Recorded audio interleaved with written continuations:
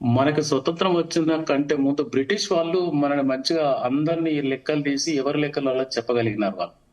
స్వతంత్రం తెచ్చుకున్న తర్వాత కొద్ది మంది లెక్కలు మాత్రమే ఉన్నాయి. అత్యధిక పాపులేషన్ ఉన్నటువంటి బీసీల పాపులేషన్ మాత్రం లేదు. ఇంటర్నల్ గా అధికారంలో ఉన్న పవర్ లో ఉన్న పార్టీలన్నీ కూడా అగ్రకుల ఆధిపత్య కులాలకు సంబంధించిన పార్టీలే. ఇక్కడ బీసీలకు అన్యాయం చేసింది అనడంలో ప్రాంతీయ పార్టీల కానించి జాతీయ పార్టీలన్నీ కూడా ఒకతాను ముక్కలే. ఇంతకుముందు శ్రీనివాస్ గౌడ్ గారు చెప్పినట్టు ఏ రంగంలో చూసినా అన్యాయమే జరిగింది. బికాస్ ఆఫ్ అక్కడ సెన్సస్ లేదు. సెన్సస్ లేదు కాబట్టి వారు అనేక సార్లు సుప్రీంకోర్టు కానీ హైకోర్టులు కానీ ఈ జనాభా లెక్కల ప్రకారం జనాభా లెక్కలు లేవని మొట్టికాయ వేసినా కూడా గవర్నమెంట్లు వాళ్ళ అంతా కూడా జుడిషరీ కానీ గవర్నమెంట్స్ కానీ వాళ్ళ అగ్రకుల ఆధిపత్య కులాల చేతిలో ఉన్నాయి కాబట్టి సర్దుకుపోతూ వచ్చినారు దాదాపు 7 దశాబ్దాలకు పైగా. ఇప్పుడు బీసీ వాదం అంటే క్షేత్రస్థాయికి పోతుంది కాబట్టి అందరికి భయం మొదలైంది, ముఖ్యంగా పొలిటికల్ పార్టీలందరికీ. ఇప్పుడున్నటువంటి భారతీయ జనతా పార్టీ ప్రధానమంత్రి ఫస్ట్ నుంచి ఓబీసీ లిస్ట్ లో ఉన్నటువంటి కమ్యూనిటీ కాదది నరేంద్ర మోడీ గారిది.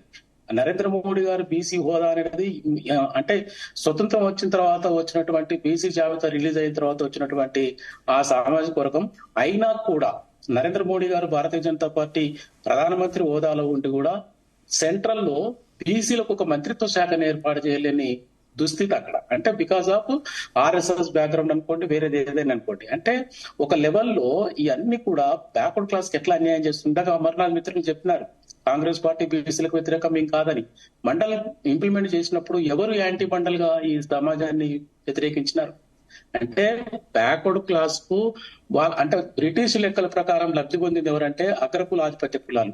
రెడ్లు ఎంతమంది ఉన్నారో, ఏ డిపార్ట్మెంట్ లో ఉన్నారో అన్ని తెలుసుకున్నారు వాళ్ళు. వాళ్ళ సంఘాలు 1901, 1902 బ్రాహ్మణుల సంఘం పెట్టుకున్నారు, కమ్మల సంఘం పెట్టుకున్నారు, రెడ్ల సంఘం పెట్టుకున్నారు, క్షత్రియుల సంఘం పెట్టుకున్నారు. అప్పుడు కొంచెం అవేర్నెస్ ఉన్నది కాబట్టి వాళ్ళకి. ఇప్పుడు రాజకీయంగా వాళ్ళంతా లబ్ధి పొంది హాయిగా ఉన్నారు కాబట్టి ఇప్పుడు వాళ్ళకు అంటే పదే పదే దాన్ని పొడిగిస్తూ ఈ వర్గాలకు అన్యాయం చేస్తున్నారు. దయచేసి ఇప్పటికైనా అన్ని పొలిటికల్ పార్టీలు ఆలోచన చేయాలి. బ్యాక్వర్డ్ క్లాస్ అత్యధిక సమాజం ఉన్నటువంటి బ్యాక్వర్డ్ క్లాస్ పక్షాన దయచేసి ఇప్పటికైనా కాంగ్రెస్ పార్టీ మహేష్ కుమార్ గౌడ్ గారికి పీసీసీ ఇచ్చినంత మాత్రాన మొత్తం మీరు చూడండి వాళ్ళ నామినేటెడ్ పదవులు కానీ వాళ్ళ ఏ రకమైనటువంటి రిక్రూట్మెంట్ కానీ మొత్తం ఇక్కడ తెలంగాణలో కాంగ్రెస్ అంటే ఎట్లా ఉన్నదంటే by the Reddy, per the Reddy, to the Reddy డెమోక్రసీలో. అంటే మనకు ఆ నినాదాన్ని మార్చేస్తారు వాళ్ళు తెలంగాణ కాంగ్రెస్.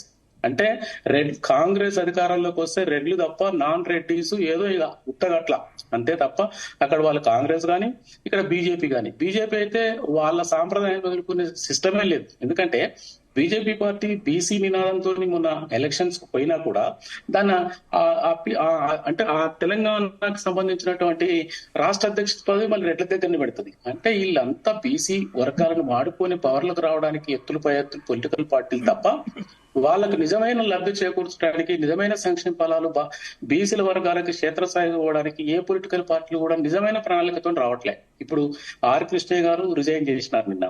ఆర్ కృష్ణయ్య గారు రిజైన్ చేయడంలో మరి అది ఏం కుట్రదాగుందో తెలియదు కానీ దానికి తోడు తీర్మార్ మల్లన్న గారు కూడా పోయినారు. ఈ మధ్యన తీర్మార్ మల్లన్న గారు ఎక్కువ మాట్లాడుతున్నారు బ్యాక్వర్డ్ క్లాస్ గురించి. నమ్మాల్సిందే. ఎందుకంటే ఇంతవరకు సాగించినటువంటి బీసీ మూవ్మెంట్స్ అన్ని కూడా ఏదో కొత్తగా మామూలుగా సాగినాయి అన్న నేపథ్యంలో ఇప్పుడు చాలా పకడ్బందీగా తెలంగాణలో ప్రతి 10-15 సంవత్సరాలకు ఒక ఉద్యమం జరుగుతూ ఉంటది. మన దగ్గర చాలా వరకు నక్సలిజం మూవ్మెంట్ వచ్చింది, తర్వాత తెలంగాణ మూవ్మెంట్ వచ్చింది, రైతాంగ పోరాట మూవ్మెంట్ వచ్చింది. ఇక్కడ తెలంగాణలో వాదాలు అన్నిటికీ టైం అయిపోయింది. ఇప్పుడు ఉన్నదంతా బీసీ వాదం కాబట్టి పొలిటికల్ పార్టీలన్నీ కూడా ఎలర్ట్ అవుతున్నాయి. దయచేసి ఇప్పటికైనా పొలిటికల్ పార్టీలు బీసీలతో ఆడుకోకుండా బీసీల పక్షాన్ని నిలబడతారని మేము కోరుకుంటున్నాం. ఇప్పటికైనా అన్ని పొలిటికల్ పార్టీలు బీసీల సెన్సస్ చేసి వాళ్ళకి రావాల్సిన హక్కులు, ఇందాక శ్రీనివాస్ గౌడ్ గారు చెప్పినారు, ఈడబ్ల్యూసీ ఎస్సీలో, ఎస్టీలో, బీసీలో పర్టికులర్లీ 100కి 70 మార్కులు వచ్చిన వీళ్ళకు ఉద్యోగం లేదు, అడ్మిషన్ లేదు. అదే ఓసీలో రెడ్డిలకు 100కు 36 మార్కులు వస్తే ఉద్యోగం వస్తుంది, జాబ్ వస్తుంది, అడ్మిషన్ వస్తుంది. ఇది ఎక్కడ న్యాయమని నాకు అర్థం కాదు. స్వతంత్రం వచ్చిన తర్వాత 70 సంవత్సరాల తర్వాత కూడా ఓసీలు ఇంకా ఇప్పుడు ఇప్పుడు ఇప్పుడు జరిగే రిక్రూట్మెంట్ లో వాళ్ళు రిక్రూట్ అయితే దాదాపు ఇంకో 30 సంవత్సరాలు ఉంటారు వాళ్ళు. అంటే మాకు 100 సంవత్సరాల తర్వాత కూడా ఈ వర్గాలకు న్యాయం జరగనట్టే లెక్క. ఈడబ్ల్యూసీ వల్ల ఎంత అన్యాయం ఉన్నదంటే ఈడబ్ల్యూసీ వల్ల స్వయాన ఒక ప్రజాప్రతినిధి జీవన్ రెడ్డి గారు మేము ఇంత పర్సెంట్ ఉంటే మాకు అంత రిజర్వేషన్ ఎందుకన్నారు. ఈ మధ్యన నిన్న కామారెడ్డి ఎమ్మెల్యే మాకేదో అన్యాయం జరిగిపోతుందని, ఆయన దగ్గర పైసలు ఉన్నాయని అని ఈడబ్ల్యూసీ నుంచి కోర్టు నుంచి డైరెక్షన్ తెచ్చుకున్నారు. అంటే ఈ వర్గాలకు అమాయకత్వాన్ని ఆసరా చేసుకొని అధికారంలో ఉన్నటువంటి కమ్మారెడ్డి, వెలమా, క్షత్రి వీళ్ళంతా కూడా ఈ వర్గాలను అన్యాయం చేయాలని చూస్తున్నారు తప్ప మరొకటి కాదు.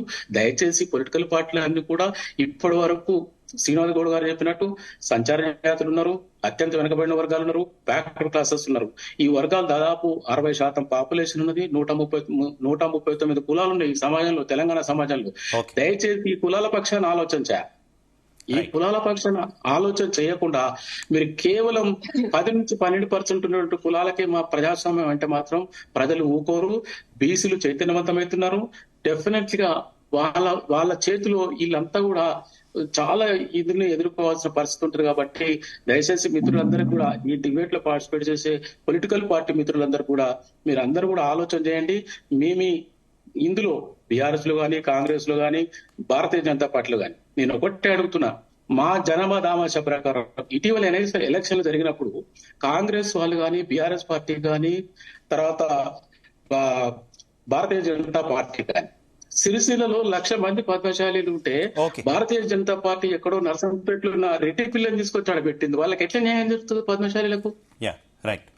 అక్కడ ఉన్నటువంటి 1,00,000 మంది పద్మశాలీలు ఒక్కడు దొరకలేదా? ఇవన్నీ కూడా చూస్తుంది సమాజం. కాబట్టి దయచేసి ఈ పొలిటికల్ పార్టీలందరూ కూడా నేను రిపీట్ చేస్తున్నా. అయితే ఇక్కడ ఎలక్షన్స్ ముందిచ్చే వాదాలు అంటే ఎలక్షన్స్ ముందిచ్చే ఏదైతే ఉన్నాయో ప్రకటనలు, ఎలక్షన్స్ తర్వాత ఇప్పుడు సపోజ్ ఎగ్జాంపుల్ కామారెడ్డి డిక్లరేషన్ 42% అని పవర్ లోకి రాగానే 150 కోట్లు ఇచ్చిన జనాభా లెక్కలు తీయమని దాదాపు 5-6 నెలలు అయింది. దాన్ని ఊసేలేదు కదా. వీళ్ళకి చెప్తారండి తర్వాత అంటే చేయడానికి వీళ్ళకి మనసు ఇది ఉండదు. ఇదంతెందుకు బీఆర్ఎస్ పార్టీ గతంలో టీఆర్ఎస్ పార్టీ అధికారంలో ఉన్నప్పుడు సమగ్ర కుటుంబ సర్వే చేసింది. దాని రిజల్ట్ ఎందుకు పెట్టలేదు? సమగ్ర కుటుంబ సర్వే చేసింది కదా. అట్లనే తోటి బీసీలని 26 బీసీ కులాలను తొలగించింది. అంటే తెలుగు 2 రాష్ట్రాల్లో ఉన్నటువంటి నేను కుమ్మరి, అక్కడ ఉన్నోడు కుమ్మరి, నేను కుమ్మరి ఒకటే కదా. అక్కడోడు ఇక్కడికి వస్తే కుమ్మర కులం మారుతున్న ఇంటెన్షన్ తోనే ఆ కులాలన్నీ తొలగించింది. అంటే ప్రతి పొలిటికల్ పార్టీ కూడా బ్యాక్వర్డ్ క్లాసెస్ తోనే ఆడుకోవడం తప్ప ఎలక్షన్స్ వచ్చినప్పుడు ఏదో తైలాలని అదని ఇదని వాళ్ళని మభ్యపెట్టి ఓట్ బ్యాంక్ వాళ్ళు సేవ్ చేసుకున్న తర్వాత పవర్ లోకి వచ్చిన తర్వాత సేమ్ రిపీట్ అండి. అన్ని ఆతాను ముక్కలే. ఇప్పుడు బీసీలలో అవేర్నెస్ వచ్చింది కాబట్టి, బీసీలలో క్షేత్రస్థాయికి ఆ నినాదం పోతుంది కాబట్టి దీన్ని అంతా ఎట్లా క్యాచ్ చేసుకోవాలన్న దాని మీద ప్రధానమైన ప్రాంతీయ పార్టీలు గాని, జాతీయ పార్టీలు గాని అటువైపు చూస్తున్నాయి తప్ప వాళ్ళు చాలా హైలీ బికాజ్ ఆఫ్ ఎందుకంటే గత చరిత్రలు ఉన్నాయి కదా. 1952 నుంచి బ్రిటిష్ వాళ్ళు పోయిన తర్వాత స్వతంత్రం వచ్చిన తర్వాత 1952 నుంచి 72 ఇయర్స్ తెలుగు 2 రాష్ట్రాల్లో రిజర్వేషన్ రావడానికి 20 సంవత్సరాలు పి శివశంకర్ అనేటువంటి కష్టపడ్డాడు పాపం. పి శివశంకర్ లేకపోతే ఈనాడు రాజీవ్ గాంధీ ఫ్యామిలీ లేదు, రాహుల్ గాంధీ ఫ్యామిలీ లేదు, ఇందిరాగాంధీ ప్రైమ్ మినిస్టర్ కాకపోయేవారు. అంటే బీసీ వాడు కాబట్టి కనీసం ఆయనని గుర్తు కూడా చేసుకోవట్లేదు.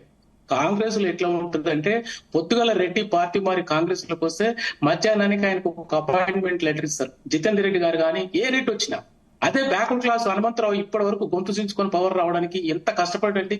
అద్దంకి దయాకర్ లాంటి వాళ్ళు ఎంత కష్టపడరండి. ఎంత మంది లేరంటే చెప్పడానికి ఎస్సీ ఎస్టీ బీసీలు కాంగ్రెస్ పక్షాన. వాళ్ళని ఎవరన్నా చూస్తున్నారా ఈ రెడ్డి సామాజిక వర్గం?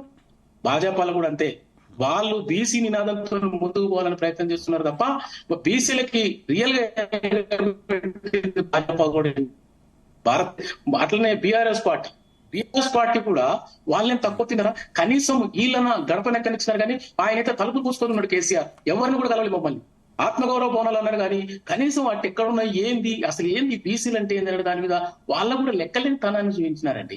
ఈ ప్రధానమైనటువంటి ప్రాంతీయ పార్టీలు కానీ, జాతీయ పార్టీలు కానీ బీసీలతోని ఆడుకోవడం తప్ప అత్యధిక ఓటు బ్యాంకు ఉన్నటువంటి అంటే ఇక్కడ ఉన్నటువంటి కులాల ఐక్యత రాదు కాబట్టి మనం హాయిగా మూవ్ అవ్వచ్చు అన్న ఇంటెన్షన్ తోని వాళ్ళు ఎన్ని రోజులు భ్రమలో ఉన్నారు. అది కాని పని. ఇప్పుడు ఆ 139 కులాలకు సంబంధించి మా మిత్రుడు శ్రీనివాస్ గౌడ్ చెప్పినట్టు ఐక్యత వస్తుంది, క్షేత్రస్థాయిలకు పోతున్నారు. ప్రతి పార్టీలో ఉన్న లైక్ మైండెడ్ సోషల్ జస్టిస్ గురించి ఆలోచించిన వాళ్ళు ప్రతి వాళ్ళు కూడా ఇప్పుడు మూవ్మెంట్ లో ఉన్నారు. బీసీ ఇంటలెక్చువల్ మూవ్మెంట్ స్టార్ట్ అయింది కాబట్టి డెఫినెట్లీగా వచ్చే ప్రభుత్వం బీసీ సీఎం అవుతారండి ఈ తెలంగాణలో. అది మాత్రం